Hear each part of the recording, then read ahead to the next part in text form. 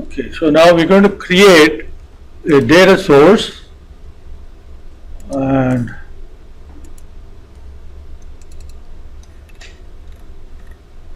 we have voter persuasion, and that data is right here. Okay, so let's create a data source.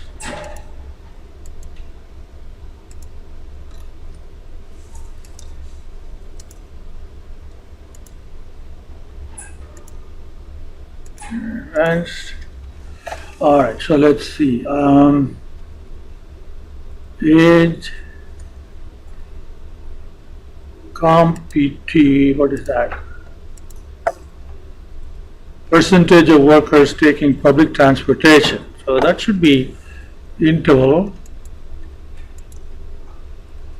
Okay, so flyer or not. All right, so this moved AD is our target. Okay, so now we have voter ID is ID, so political C. So let's see what that is. Political C, political contributor in home. So that looks like a nominal variable. Let's look at explore, see. So political contributor, that's okay. So we have a bunch of values which are very small, so we could probably combine all of them into just simply 2. So we'll do that. So that nominal, okay. PR spelling, what is that? PR voted in percentage of non-presidential primaries in which they were eligible. So that looks like an interval 2. Let's explore and see. Yeah, that looks like an interval variable. So let's make that interval. All right. So let's finish this up.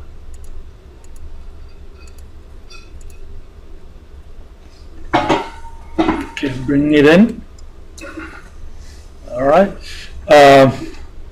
So if we want to, the political contributor, all values greater than or equal to 2, we want to make them into 2, and it's a nominal variable anyway. So we need to modify replacement node. So here, replacement editor, interval variable, replacement editor, class variable. All right, so we have to run this first. We have data.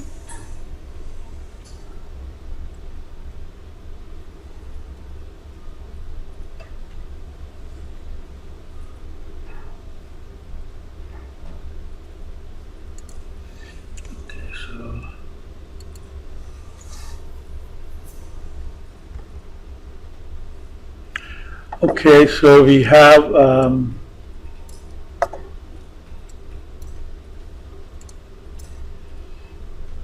so 0 and 1.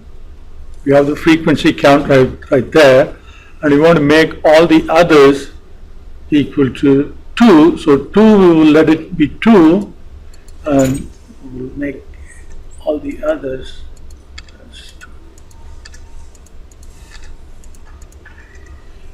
Okay. All right, and we want to do some transformations, we can do that. So z-score transformation or something like that. But I'll leave it. Okay, so now we do a partition, and I'm going to do 50, 40, 10, and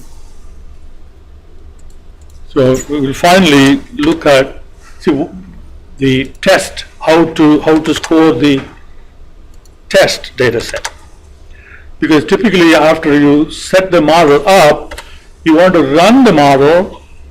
Okay, like if you have 100,000 voter list, you've taken 10,000 voters and you've done the modeling. Now you want to apply the model and figure out the uplift for the rest of the voter list, right?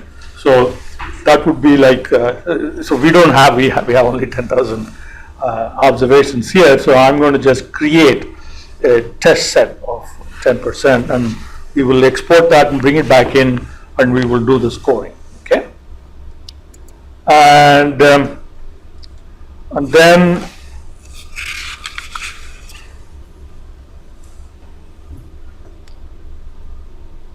okay, so let's say we want to run a regression model.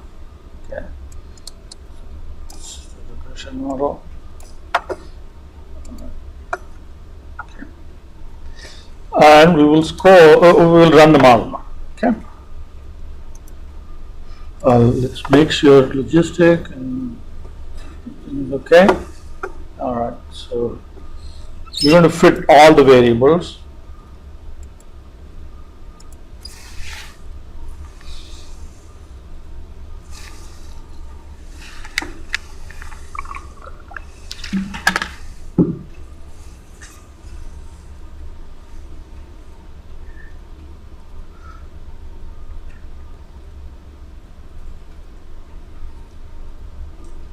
All right, let's look at the results.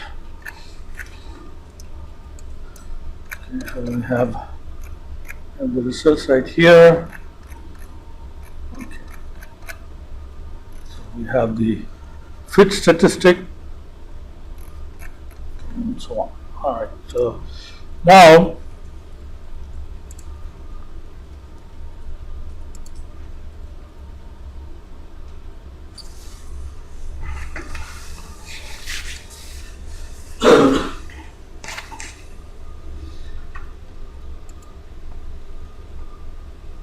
okay, so validation.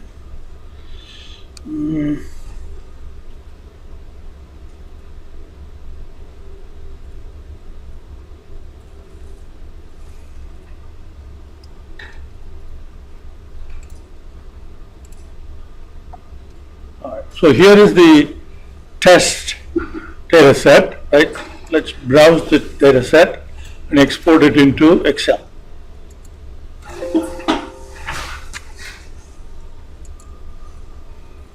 Okay. So here we have the voter ID, and then all the bunch of predictors, and then we have flyer, right? And then we have the predicted moved AD equal to 1. So that's the one that we are interested in, right? What is the propensity that there was movement, positive movement? So those are the three variables that we want. So let's get rid of all the rest. So we want the flyer.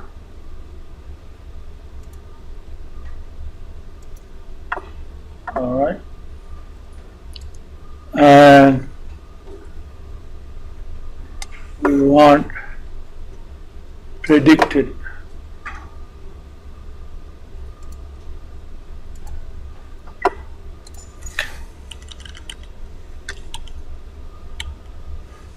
So I'm going to copy paste this into our shell file.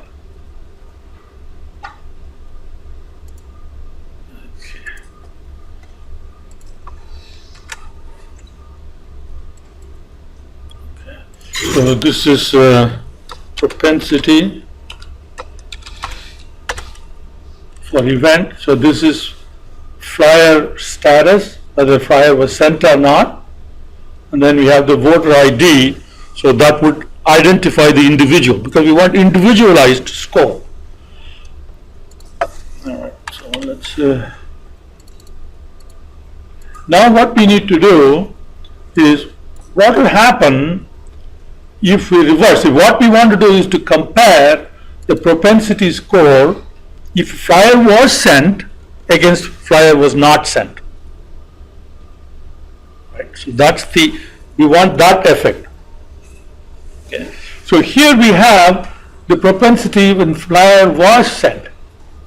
But what would the propensity be if we score this voter with flyer equal to 0? As if flyer was not sent. Then what would be the propensity for this voter? So now we'll have one propensity with flyer equal to 1, and another propensity with flyer equal to 0, and all other effects being common to this. Now if you subtract these two, then you will get the uplift for that particular individual. So what we have to do is to take the data set and change the flyer into the opposite of what the original values were.